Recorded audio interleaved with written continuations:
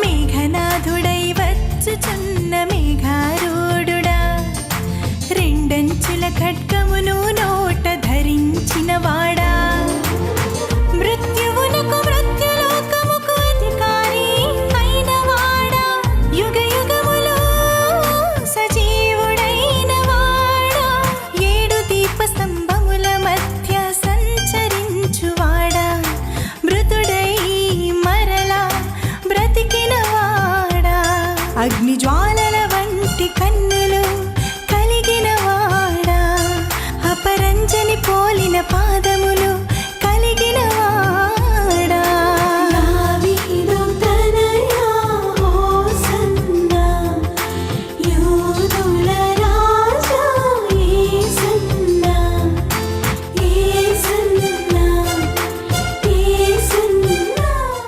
యేసు నామంలో మీకు శుభములు సమృద్ధిగా కలుగునుగాక. మధురం నీ వాక్యం అనే కార్యక్రమానికి స్వాగతం. ఈరోజు మనము ఆధారం నీవే యేసు అనే అంశాన్ని గురించి ధ్యానించుకుందామండి.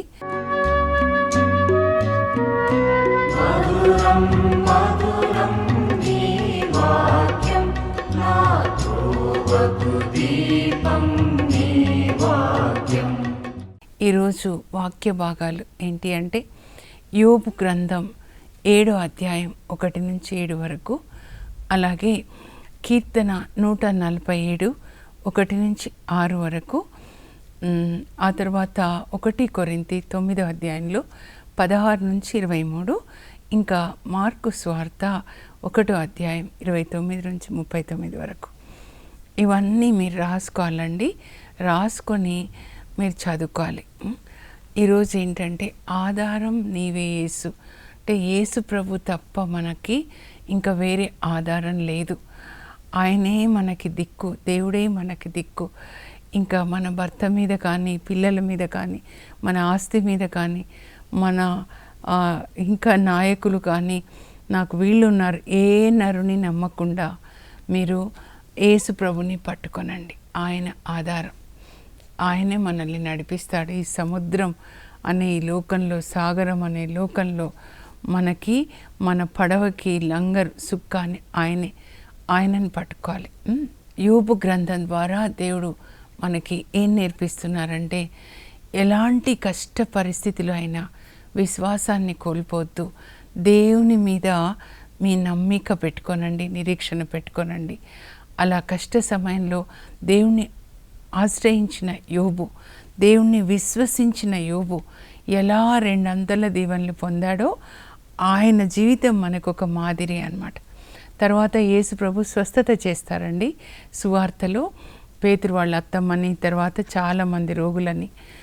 మనం కూడా ఇప్పుడు దైవజనులైన మనము, దైవజనులే కాదండి, అందరూ కూడా, విశ్వాసులందరూ కూడా పరిశుద్ధంగా జీవిస్తూ యేసు ప్రభుని హృదయంలో మోస్తూ, ఆ యేసు ప్రభువు ద్వారా, మనలో నివసిస్తున్న యేసు ప్రభువు ద్వారా మన చుట్టూ ఉన్న ప్రజలకి మనం ఒక ఆశీర్వాదకరంగా ఉండాలి. నీలో యేసు ఉన్నారు, ఆ యేసు ద్వారా నీ చుట్టూ ఉన్న ప్రజలకి నువ్వు ఒక బ్లెస్సింగ్గా ఉండాలన్నమాట. ఇప్పుడు నువ్వే జీసస్. ఈ 3 పాఠాలు మనం చూద్దామండి. ముందుగా ఈ యోబు గ్రంథం 7వ అధ్యాయం చూస్తే అక్కడ ఏంటంటే యోబు పరిస్థితి ఎలా ఉంది అని అంటే, మొదటి అధ్యాయం నుంచి కూడా మనం కొంచెంగా చూస్తే అక్కడ పరలోకానికి వెళ్తాడనమాట సైతాన్. వెళ్ళినప్పుడు దేవుడు సైతాన్ని అడుగుతాడు, ఎక్కడి నుంచి వస్తున్నావు అంటే, భూమి మీద తిరిగి వస్తున్నానని. అప్పుడు దేవుడు అంటాడు సైతాన్తో, తిరిగి ఏం చేస్తాడు? ఏ కుటుంబాన్ని నాశనం, ఏ దేశాన్ని నాశనం చేయాలి. ఆ సైతాన్ పని ఏంటంటే, డెవిల్ అంటే డిస్ట్రాయర్ అనమాట. ఏ దేశాన్ని నాశనం చేయాలి, ఏ కుటుంబాలని, అలా ఉంటాడనమాట. దొంగిలించటకు, హత్య చేయటకు, నాశనం చేయడానికి వస్తాడు. యోహాను 10:10లో యేసుప్రభు చెప్పారు, దొంగ అంటే సైతాన్ దొంగలాగా వస్తాడనమాట, మోసగాడుగా వస్తాడు మనకి. అయితే యేసుప్రభు అంటారు, నేను జీవం ఇచ్చుటకు, దాన్ని సమృద్ధిగా ఇచ్చుటకు వచ్చి ఉన్నానని చెప్తారు. పరలోకానికి సైతాన్ వెళ్ళినప్పుడు దేవుడు సైతాన్ని అడిగితే అలా తిరిగి వస్తున్నానంటే దేవుడే అంటారనమాట, నువ్వు అందరినీ చూసావు కదా, మరి నా భక్తుడైన యోబుని చూసావా? యోబు ధర్మాత్ముడు, దోషరహితుడు, పాపం నాకు దూరంగా ఉండువాడు, దేవుని పట్ల భయభక్తులు కలవాడు. క్రీస్తు పూర్వం 2000 సంవత్సరాల క్రితం ఆయన ఊజు అంటే తూర్పు దేశాలన్నమాట, ఇప్పటికి కూడా ఆయన సమాధి ఓమన్లో ఉంది, అక్కడ జీవించాడు. అందరికంటే తూర్పు దేశాలు, ఈస్టర్న్ కంట్రీస్ అన్నిట్లోకి యోబు చాలా చాలా ధనవంతుడు. 7,000 గొర్రెలు, మరి 3,000 ఒంటెలు, 1000 ఎడ్లు, 500 గాడిదలతో, 7 కొడుకులు, 3 బిడ్డలతో ఆ ఊజు దేశంలోనే కాదండి, ఈస్టర్న్ కంట్రీస్లోనే సంపన్నుడు అనమాట. అయితే అంత దైవ భీతి కలిగి ఉంటాడనమాట. తన పిల్లలు అందరికీ పెళ్ళిళ్ళు అయిపోయి ఎవరింట్లో వాళ్ళు ఉన్నారు, కానీ వాళ్ళు వంతుల వారీగా విందులు చేసుకుంటూ ఉంటారు.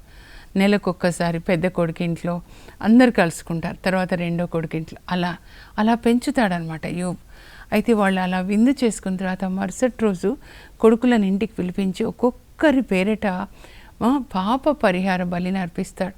విందులో నా కొడుకులు ఏదైనా పొరపాటుగా ప్రవర్తించారా, పొరపాటు మాటలు మాట్లాడి దేవునికి వ్యతిరేకంగా పాపం చేశారా అని వాళ్ళ కొరకు ప్రభువా నా బిడ్డల్ని మన్నించండి అని ఒక్కొక్క కొడుకు కొరకు వేగోనే లేచి ప్రార్థించేవాడు. అందరికంటే రిచెస్ట్ పర్సన్ అనమాట. చూడండి, యోబు ఇలా జీవిస్తున్నాడు. చాలా ధనం ఉంది, కానీ ఆ ధనాన్ని చూసి ఆయన పొంగిపోలేదు, కానీ దేవుని పట్ల భయభక్తులు కలిగి ఉన్నాడు. పరలోకంలో దేవుడు సైతానికి భూమి మీద ఉన్న ఒక వ్యక్తిని గురించి చెప్తున్నాడు. దేవుడు నాటిన నీతి వృక్షం అండి యోబు. ధర్మాత్ముడు, దోషరహితుడు, పాపం నాకు దూరంగా ఉండేవాడు, దేవుని పట్ల భయభక్తులు కలవాడు. తెలుసా, చూసావా అంటే అప్పుడు సైతాన్ అంటాడు, ఊరికే యోబు తమ పట్ల భయభక్తులు కలిగి ఉన్నాడా, మీరేమో ఆయనని కాపాడుతున్నారు, ఆయన చుట్టూ అగ్ని కంచె వేసి, ఆయన పిల్లల చుట్టూ అగ్ని కంచె వేసి, ఆయన ఆస్తిపాస్తుల చుట్టూ అగ్ని కంచె వేసి కాపాడుతున్నారు. ఇలా మనం కూడా ప్రార్థన చేసుకోవాలి. యాక్చువల్గా అగ్ని, పరిశుద్ధాత్మ అగ్ని, జకర్యా 2:5 చెప్పినట్లుగా అగ్ని, పరిశుద్ధాత్మ అగ్ని ఉన్నప్పుడు దుష్టశక్తులు మనల్ని తాకలేవు.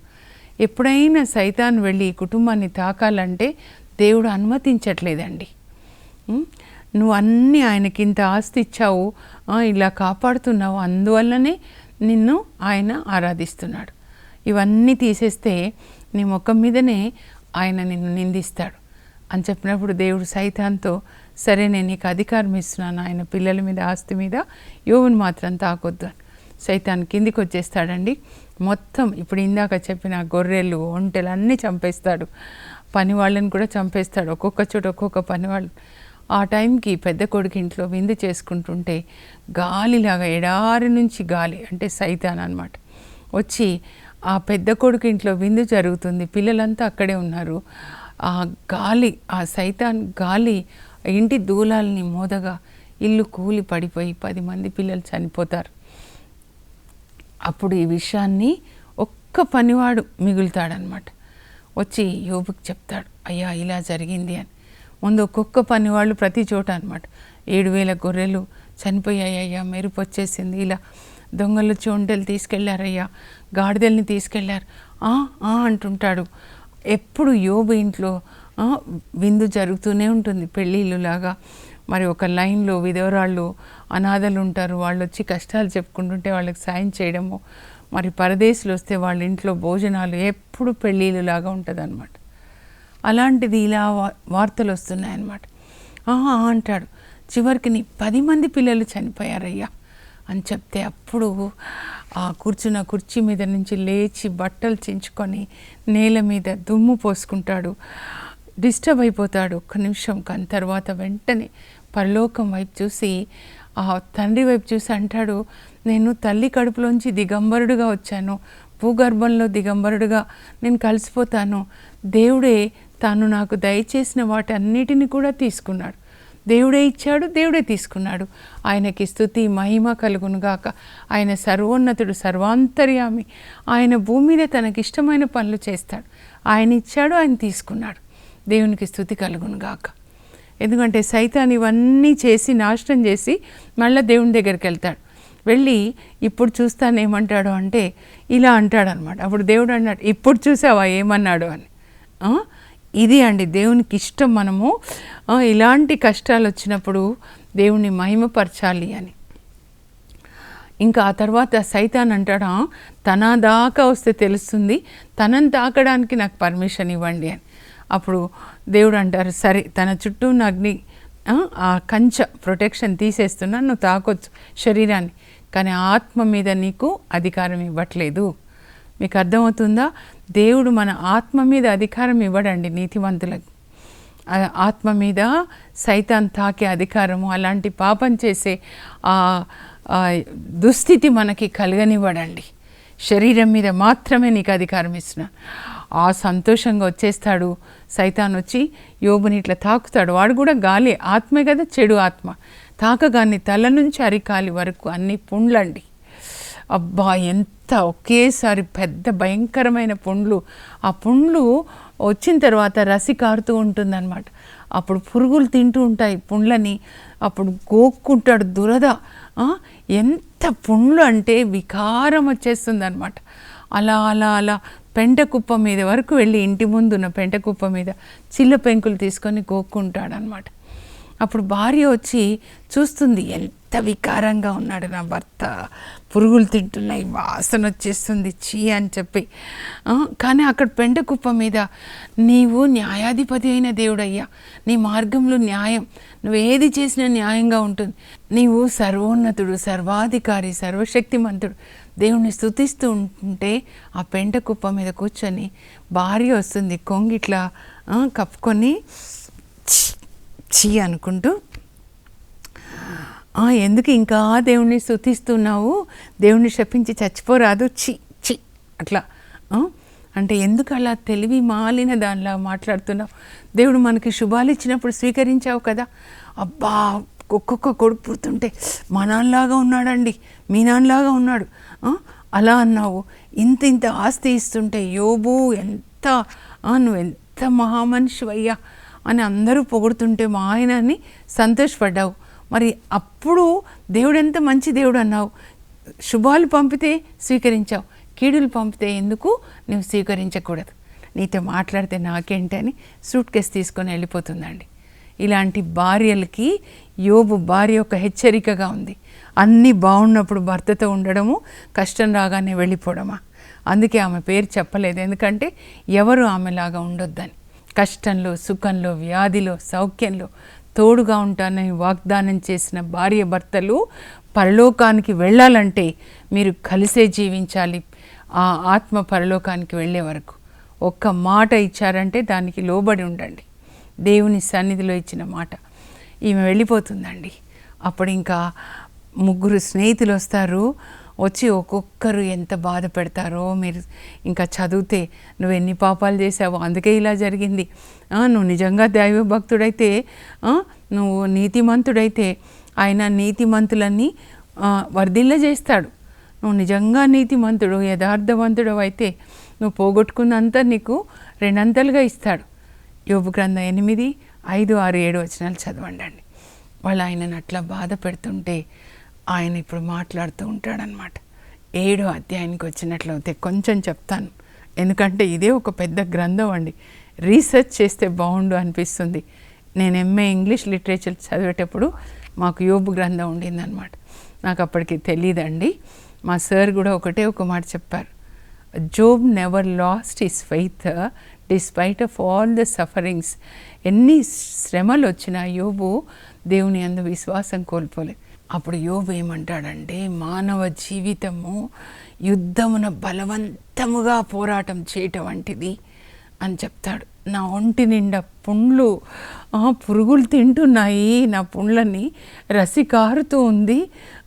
నేను పడుకున్నప్పుడు ఆ నిద్ర రాక రాత్రులంతా ఎప్పుడు పగలొస్తుందా అనుకుంటున్నాను. పగలొస్తే ఎప్పుడు రాత్రి వస్తుందా అనుకుంటున్నాను. నా వాసన నా భార్య భరించలేక ఉండింది. ఇదో నా మందలు కాయడానికి కూడా అర్హత లేని వాళ్ళు ఇప్పుడు, వాళ్ళ పిల్లలు కూడా ఇప్పుడు ఇదో ఎగతాళి చేసి రాళ్ళు వేస్తున్నారు. ఓహో యోబు అని ఎగతాళి చేస్తూ ఉన్నారు. ఆయనను చూసి ఎగతాళి పాటలు పాడుతున్నారనమాట. కానీ ఒకప్పుడు నా పిల్లలు నా చుట్టూ ఉండేవాళ్ళు. నేను ఇలా లేచి నడుస్తూ ఉంటే వృద్ధులు తల వంచుకొని పక్కకి వెళ్ళేవాళ్ళు. యువకులు నోటి మీద వేలు వేసుకొని మాట్లాడుట చాలించేవాళ్ళు. సభలో కూర్చొని నేను న్యాయం చెప్పినప్పుడు అందరూ కూడా ఎంతో సంతోషించేవాళ్ళు. నిరాశలో ఉన్నవాళ్ళు నేను మందహాసం చేయగానే, చిరునవ్వు నవ్వగానే ఉత్సాహం తెచ్చుకునేవాళ్ళు. ఇలాంటి బ్రతికిన నేను ఇలాగే వృద్ధాప్యంలో మరణిస్తాను అనుకున్నాను, కానీ ఇలాంటి కష్టాలు వస్తాయని నేను అనుకోలేదు. అప్పుడు ముగ్గురు స్నేహితులు అంటారు, నువ్వు దేవుని ఎదుట నీ పాపాలు ఒప్పుకో, నీకు ఇట్లాగే అయింది, అందుకే ఇలా అయింది అని. అప్పుడు యోబు అంటాడండి, మీరెన్ని చెప్పినా కూడా నేను మంచి రోజుల కొరకు వేచి ఉంటాను, నా దేవుడు నాకు తప్పకుండా మంచి రోజులు ఇస్తాడు. యోబు 14:14 అనమాట. నా కష్టాలన్నీ తీర్చేస్తాడు. యోబు 19:25 ఏమంటాడంటే, నా విమోచకుడు నా దేవుడు సజీవుడుగా ఉన్నాడు, ఆయన ఈ కష్టాల తర్వాత నన్ను సమర్థించి తీరుతాడు. ఒకవేళ ఈ శరీరం ఈ పుండ్ల వలన నశించిపోయినా సరే ఈ కళ్ళతో నేను నా రక్షకుడిని, నా దేవుణ్ణి నేను చూస్తాను అని విశ్వాసపు మాటలు మాట్లాడతాడండి. అప్పుడు దేవుడు పరలోకంచి దిగొస్తారు. నేను బ్రీఫ్గా చెప్తున్నాను. 38వ అధ్యాయంలో తుఫాన్ రూపంలో దేవుడు వస్తాడనమాట. అయితే ఆ యోబు కూడా కొన్ని మాటలు మాట్లాడతాడు. ఆ ఫ్రెండ్స్ అంతా నువ్వు దోషి ఎందుకు ఇలా జరిగింది నీకు, పైకి మాత్రం పెద్ద మనిషిలా కనబడతావు, దాన ధర్మాలు చేస్తుండే అంటే, అప్పుడు యోబు అంటాడు, నేను నిర్దోషిని, దేవుడు వస్తే నేను అడుగుతా, నేను నిర్దోషిని, నాకెందుకు ఇలా కష్టాలు వచ్చాయి, నేను అడుగుతానని చెప్పి ఆయన ఏమంటాడంటే, యోబు 27:3-4 వచనాలండి. 3వ వచనం నుంచి 7 వరకు మీరు చదివితే, ఇదిగో నా బొందిలో ఆ దేవుని యొక్క శ్వాస ఉన్నంత వరకు, నా ముక్కు రంధ్రములలో దేవుని యొక్క ఊపిరి ఉన్నంత వరకు ఈ పెదవులు అబద్ధమాడవు, నాలుక అసత్యం పలుకదు, నేను చెప్తున్న మాట సత్యమే, తప్పు అని నా అంతరాత్మ నన్ను గద్దించట్లేదు అని అంటాడనమాట. ఆ తర్వాత అంటాడు యోబు 31లో, ఈ రెండు మీరు గుర్తుపెట్టుకోవాలండి, నాలుకతో అసత్యం ఆడలేదు. ఆ తర్వాత నా కన్నులతో నేను నియమం చేసుకున్నాను, పరాయి స్త్రీని కామ దృష్టితో చూడకూడదని. వాళ్ళండి ధర్మాత్ములు, వాళ్ళనండి దేవుడు ఆశీర్వదిస్తారు. నీ కన్నులు సరిగ్గా ఉన్నాయా? నీ భార్యని తప్ప ఇంకొకరిని కామ దృష్టితో చూడకూడదు. స్త్రీలకి చెప్తున్నాను, నీ భర్తని తప్ప ఇంకొకరిని కామ దృష్టితో చూడకూడదు. ఒక ఆదాంకి ఒకే అవ్వ, ఒక భర్తకి ఒకే భార్య దేవాలయంలో వాగ్దానం చేసినప్పుడు ఇద్దరు నమ్మకంగా ఉంటూ దేవుడిచ్చిన పిల్లల్ని దేవుని మహిమ కోసం పెంచండి. శరీరం కొరకు మీరు జీవించొద్దు. మీ కన్నులకి క్రమశిక్షణ, నాలుకకి క్రమశిక్షణ. మీరు సత్యం పలుకుతే దేవుడు ఇదో యోబుని ఎట్లా హెచ్చించారో అలాగే హెచ్చిస్తారనమాట. అప్పుడు దేవుడు కిందికి దిగి వస్తాడు. ఎప్పుడైతే యోబు అంటాడో, నా విమోచకుడు నా దేవుడు విమోచిస్తాడు, నాకు ఈ అనారోగ్యం నుంచి, అన్ని బాధల నుంచి నన్ను విమోచిస్తాడు, ఆయన వచ్చేస్తాడు అనగానే వచ్చేస్తాడండి. యోబు మాట్లాడిన మాటలకి దేవుడు పరలోకంచి దిగొస్తాడు. దిగొచ్చి ఆయనను కూడా కొన్ని ప్రశ్నలు వేస్తారు. నేను నిర్దోషిని, నాకు ఎందుకు ఇలా కష్టాలు వచ్చాయని అంటున్నావు కదా, నువ్వు నాకు సమాధానం చెప్తావా, నన్ను ప్రశ్నిస్తావా, నువ్వు నేను ఈ భూమిని సృజించినప్పుడు నువ్వు ఉన్నావా, నేను సముద్రానికి నేను నిర్ణయించినప్పుడు నువ్వు ఉన్నావా, నేను జంతువులను సృజించినప్పుడు నువ్వు ఉన్నావా, నాకు జవాబు చెప్తావా, నన్ను ప్రశ్నిస్తావా అంటే, లేదు ప్రభా, ఇదిగో తల మీద బూడిద పోసుకొని క్షమించమని అడుగుతున్నాను. ఏదో అట్లా ఓర్పు పోయి వీళ్ళు పెట్టే బాధలు, వాళ్ళ మాటలు సూదులాగా గుచ్చుతుంటే ఓర్పు పోయి అలా అన్నాను కోల్పోయి క్షమించండి అని బూడిద తల మీద పోసుకొని పశ్చాత్తాపడతాడు. తర్వాత అంటాడు, నువ్వు సర్వశక్తిమంతుడు, ఇప్పటి వరకు నీ గురించి విన్నాను, ఇప్పుడు నేను కళ్ళతో చూస్తున్నాను, సర్వశక్తిమంతుడు, భూమి మీద నువ్వు ఏది చేయాలంటే అది చేస్తావు ప్రభా, ఎవరిని నువ్వు ఇలా దించాలో దించుతావు, ఎవరిని హెచ్చించాలో హెచ్చిస్తావు, అంతా కూడా నీకు లోబడి ఉంటుంది అని. అప్పుడు యోబు కోల్పోయింది రెండంతలుగా ఇస్తారని. దేవుడు ఎప్పుడైతే ఇలా వచ్చి తాకుతాడో ఆయన దేహం సుందరంగా మారిపోతుంది. ఆ తర్వాత నీకు ఎన్ని ఒంటెలు ఉండేవి, ఎన్ని గొర్రెలు ఉండేవి, 7,000 గొర్రెలు. అయితే ఈ శ్రమలో నువ్వు విశ్వాసాన్ని కోల్పోలేదు, నా దేవుడు సజీవుడు అన్నావు కనుక రెండంతలుగా ఇస్తానని 7,000 గొర్రెలకి 14,000 గొర్రెలు వచ్చునుగాక అంటాడు దేవుడు. వచ్చేస్తాయి. 3,000 ఒంటెల, అయితే 6,000 వచ్చునుగాక అంటే వచ్చేస్తాయి. 1,000 ఎడ్ల అయితే 2,000 అంటే వచ్చేస్తాయి. 500 గాడిదెల 1000 గాడిదలు వచ్చేస్తాయి. అప్పుడు నేను ఈ పరీక్షలో నువ్వు నెగ్గావు, నేను పెట్టిన పరీక్షలో, కనుక ఇదిగో విందు చేస్తాను అనగానే ఆ విందుకి డిన్నర్ రెడీ అయిపోతుందండి. ఊరి వాళ్ళందరూ వచ్చేస్తారు, వాళ్ళందరూ ఉంగరాలు కానుకలు తీసుకొని వస్తారు, అన్నయ్య తమ్ముడు అనుకుంటూ. ఇప్పుడు కష్టాలప్పుడు ఎవరు ఉండరు, ఇంకా అప్పుడు భార్య కూడా వచ్చేస్తుంది అనమాట. నేను అనుకుంటాను దేవుడు అని ఉంటారు బుద్ధిహీన్, అప్పుడు దేవుడు అని ఉంటారు ఇలా బుద్ధి లేకుండా వెళ్ళి బుద్ధిహీనరాలాగా మళ్ళీ రావడం కాదు. భర్త శరీరంలో ఎముక, నువ్వు ఎముక లోపలే ఉండాలి, బయటికి వస్తే ఎముకకి విలువ ఉండదు, వాసన కంపు కొడుతుంది అని ఉంటారు. లేదు బైబిల్లో. ఇంకా అప్పుడు వాళ్ళకి ఆ రోజే పెళ్ళి, తర్వాత మళ్ళా 7 కొడుకులు 3 బిడ్డలు. యోబు 3 కుమార్తెలంత అందగత్తెలు ఇంకా లేరండి. ఈ శ్రమ తర్వాత 140 సంవత్సరాలు జీవిస్తాడు. ఆ తర్వాత ఆయన పిల్లల 4 తరాలు చూస్తాడంట. ఆయన సమాధి ఇప్పుడు ఓమన్లో ఉందండి. ఆ సమాధి ప్రక్కన బావులు ఉన్నాయంట, 2 బావులు, నేను విన్నాను. ఆ నీళ్లు చర్మ బాధలు వచ్చిన వాళ్ళు త్రాగితే స్వస్థత జరుగుతుందంట. ఆయుబ్ ఆయన పేరు అనమాట వాళ్ళ భాషలో. సో ఇలాంటి పరిస్థితిలో నిరాశ, నిద్ర రావట్లేదు, ఒంటి నిండా పుండ్లు, ఏంటి నా జీవితం అని చాలామంది అండి ఇప్పుడు ఫోన్ చేసేవాళ్ళు. ఇప్పుడు వచ్చేటప్పుడు కూడా అక్క ఇదో నా బాడీలో ఇది రాంగ్ ఉందంట, టెస్ట్కి వెళ్తున్నాను, ప్రేర్ చేయండి, మంచం మించి లేవలేకపోతున్నాను. ఇలాంటి పరిస్థితిలో ఏంటండి ఎవరు జవాబు? యేసుక్రీస్తు జవాబు. మార్కు సువార్తలో యేసు ప్రభు సువార్తని బోధించి పేతురు వాళ్ళ ఇంటికి వెళ్తారు, అక్కడే ఉంటారు కఫర్నాంలో. వాళ్ళ అత్తమ్మ చక్కగా చేపల కూర వండి పెడుతుంది, 2 మేము చూసామన్నమాట. అప్పుడు వెళ్ళేసరికి ఆమె జ్వరంతో ఊహు అని పడుకుంటుంది అనమాట. యేసు ప్రభు వెళ్ళి తాకగానే జ్వరం వెళ్ళిపోతుంది. ఆమె గబగబా లేచి అయ్యా కాళ్ళు కడుక్కోండి అని అందరికీ వంట చేసి పెడుతుంది. దేవునికి, యేసు ప్రభుకి, శిష్యులకి సేవ చేస్తుంది అనమాట. అప్పుడు ఆ వార్త అందరికీ వెళ్తుంది అనమాట. ఏమ్మా ఇట్లా జ్వరంతో ఉన్నావు, ఇప్పుడేంటి ఇంత బాగున్నావు, పక్కింటి ఆమె అడుగుంటుంది. యేసు ప్రభు తాకనే నా జ్వరం వెళ్ళిపోయింది, అందరికీ నేను వంట చేసి పెట్టాను. ఆ వార్త ఎంతవరకు వెళ్తుందంటే కఫర్నాంలో ఉన్న అందరికీ వెళ్తుంది. అప్పుడు అందరూ రోగులను మోసుకొని వస్తారు పేతురు వాళ్ళ ఇంటి ముందు. యేసు ప్రభు మరి శిష్యులు అన్నం తిన్న తర్వాత ప్రక్కన ఊర్లలో సువార్త బోధించి వచ్చేసరికి ఇంటి ముందు అంతా రోగులే. ఏంటి ఇది అని ప్రభు పేతురుని అడుగుంటారు. నాకు తెలియదు ప్రభు, అత్తమ్మని అడుగుతాను. ఏ అత్తమ్మ, ఇంతమందికి ఎవరు చెప్పారు? ఏమో అయ్యా, పక్కనింటి ఆమెకు ఒక్కదానికే చెప్పాను. ఆడవాళ్ళ నోరు ఇలా వాడాలి దేవుని కొరకు అన్నమాట. అప్పుడు యేసు ప్రభు ఒక్క మాటతో మీ అందరికీ స్వస్థత కలుగునుగాక, అందరినీ స్వస్థపరుస్తారు. అప్పుడు దయ్యాలు వెళ్ళిపోతాయి. అంటే ఏ రోగాలు దయ్యాల వల్ల వచ్చాయో వెళ్ళిపోయినాయి అన్నమాట. ఇప్పుడు ఏంటంటే ఆయన పరలోకానికి వెళ్ళారు దేవుడిచ్చిన పని చేసి, ఇప్పుడు మనం ఆ పని చేయాలన్నమాట. కనుకనే మోషే ఎర్ర సముద్రాన్ని దాటేటప్పుడు మరి వెనకాల ఫరో రాజు ఐగుప్తు సైన్యం వస్తుంటే ప్రభా ఏం చేయాలంటే, ఏం చేయాలి, నన్ను ఎందుకు అడుగుతున్నా, నీ చేతిలో ఏముంది, కర్ర ఉంది అంటే కర్రను చాచు అంటాడు. ఇదే వాక్యం అన్నమాట. వాక్యాన్ని చాచు, నువ్వు నోటితో చెప్పు, చాస్తాడు, సముద్రం చీలుతుంది. ఇప్పుడు జీసస్ కూడా జీసస్ అంటే నన్నెందుకు పిలుస్తున్నావు, నువ్వు నా పని నేను చేసి తండ్రి ప్రక్కన కుడి ప్రక్కన నేను రెస్ట్ తీసుకుంటా, ఇప్పుడు నువ్వు ఆ పని చెయ్యి. అలాగే పేతురు చేస్తాడండి, స్వస్థతలు చేస్తాడనమాట. చనిపోయిన వాళ్ళని లేపుతాడు పేతురు. ఆ తర్వాత పౌలు, అపోస్తులు అందరూ కూడా మరి అపోస్తుల కార్యాలు 8లో ఫిలిప్పు సువార్తని బోధిస్తుంటే దయ్యాలు అరుచుకుంటూ వెళ్ళిపోయినాయంట మనుషులలో నుండి.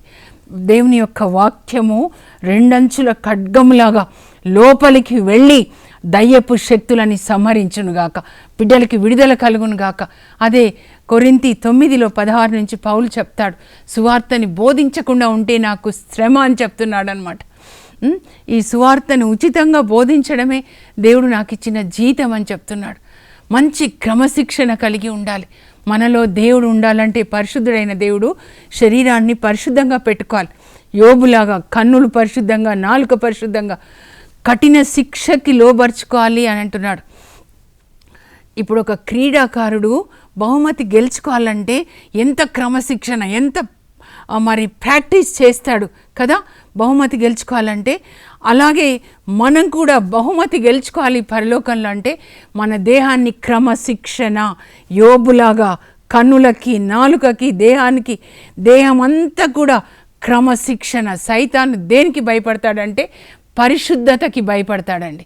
అందుకే యేసుప్రభుని చూడగానే అవి అరుస్తాయన్నమాట. ఓ మమ్మల్ని హింసించొద్దు, పవిత్రమూర్తి అంటాయన్నమాట.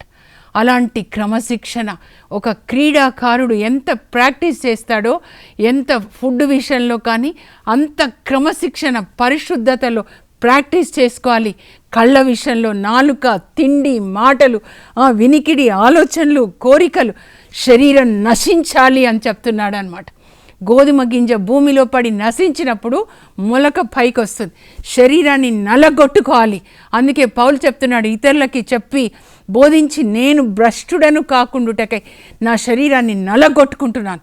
శరీరం కోరుకున్న దేన్ని కూడా మనం శరీరానికి అందించకూడదు. ఏమి తినేదమా, ఏమి త్రాగేదమా, ఏమి ధరించదమా అని నీ యొక్క జీవితాన్ని గురించి ఆలోచించకండి. దేవుని రాజ్యం, మీలో దేవుడు ఉండాలి.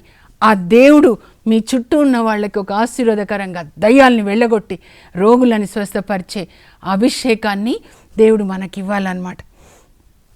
అలాగే 147 కీర్తన 3 వచనాలు 4 వచనాలు కాదండి, యోబు గ్రంథం అంతా చదవండి. లేదా యోబు 1-2 అధ్యాయాలు చదివి 29, 30, 31 ఆ తర్వాత 40 నుంచి మీరు చదవండి.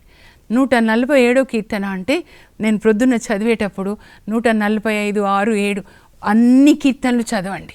ఈ లోకంలో అన్ని ప్రక్కన పెట్టండి. చివరి రోజులు ఏం తినాలి ప్రక్కన పెట్టండి, అదంతా ఏం ధరించాలి పక్కన పెట్టండి, సెల్ ఫోన్లు ఆఫ్ చేయండి. మీరు జీవించాలి అనుకుంటే, పరలోకానికి వెళ్ళాలంటే కీర్తనలు అన్నీ చదువుకోండి. 147 కీర్తనలో ఏం చెప్తున్నారంటే 3వ వచనంలో, ఆయన దేవుడు భగ్న హృదయాల గాయములకు కట్టి వానిని మాన్పుతాడు. ఒక సోదరి, నా కొడుకు ఇలా చనిపోయాడు, ఒక్క నిమిషంలో అలా ఆత్మహత్య చేసుకున్నాడు. ఎంత వేదన తల్లికి.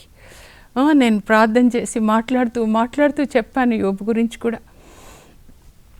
దావీదు కూడా ఉపవాసం చేస్తాడు, కానీ 7వ రోజు కొడుకు చనిపోతే దేవుని చిత్తానికి ఆయన లొంగి దేవుని స్తుతిస్తాడు. దేవా, నేను నిన్ను ప్రశ్నించలేను, నీ మార్గాలు న్యాయమైనవి ప్రభా. మనము యేసుప్రభు ఏం చేశారు? భగ్న హృదయాల గాయములకు కట్టి వాటిని మాన్పారు. ఇలా బాధలో ఉన్నప్పుడు, యోబు బాధలో ఉన్నప్పుడు స్నేహితుల్లాగా వచ్చి పొడుస్తారండి. మీరు అలాంటి పాముల్లాగా కరవకండి, మనుషుల్ని ఓదార్చండి, వాళ్ళని ఉత్సాహపరచండి. దేవుడు ఉన్నారు, మీకు స్వస్థత కలుగుతుంది అని చెప్పండి. ప్రార్థన చేసుకుందాం. పరలోకపు మా తండ్రి, మీ పరిశుద్ధ నామం నాకు స్తోత్రం కలుగును గాక. యోబు ఎన్ని కష్టాలు వచ్చినా మీ అందు విశ్వాసం కోల్పోలేదు. ఆధారము నీవే దేవా అన్నాడు. ప్రభా, మీరే మాకు ఆధారం యేసయ్యా. యోబు కష్టాలు తీసేసి స్వస్థతనిచ్చి పోగొట్టుకుంది 2 అంతలుగా ఇచ్చారు. ఎందుకంటే యోబు ధర్మాత్ముడు ప్రభా. కన్నులతో పాపం చేయలేదు, నాలుకతో పాపం చేయలేదు, పేదవాళ్ళకు పెట్టకుండా ఎప్పుడూ తినలేదు. నేను ధర్మంని వస్త్రముగా, న్యాయంని తలపాగగా ధరించానని చెప్తున్నాడు. మేము కూడా అలా యోబులాగా దేవుడు నాటిన నీతి వృక్షాల్లాగా ఉండాలి. యేసయ్య, మీరు ఎలా స్వస్థతలు చేశారో మీరు మాలో ఉండి మా ద్వారా ఇప్పుడు కూడా అలాగే స్వస్థతలు చేయండి ప్రభా. అయ్యా, మేము మా దేహాన్ని అదుపులో పెట్టుకునేటట్లుగా, నలగగొట్టుకునేటట్లుగా ప్రభా, ప్రతిరోజు మేము శరీర వాంఛల్ని సిలువ వేసుకొని మా ఆత్మలో మేము ఎదగాలి. మీరు మాలో ఉండాలి. మా ద్వారా యేసయ్య మీరు లోకాన్ని ఆశీర్వదించమని యేసు నామంలో అడుగుచున్నాం తండ్రి, ఆమేన్. యోబులాగా బాధపడేవాళ్ళు మీరు విశ్వాసం కోల్పోకుండా దేవుని స్తుతించండి. మీరు కోల్పోయింది మళ్ళా ఇస్తారు. అలాగే యేసు ప్రభు ఏం చేశారు ఈ లోకంలో, మనము ఇప్పుడు అదే చేయాలి. అలా శరీరాన్ని నలగొట్టుకుంటూ ఆత్మలో జీవిస్తూ, ఆత్మలో యేసు ప్రభు నివసిస్తూ అనేకులకు మనల్ని ఆశీర్వాదకరంగా మార్చుదురుగాక. God bless you. Have a blessed day. For information, please contact us.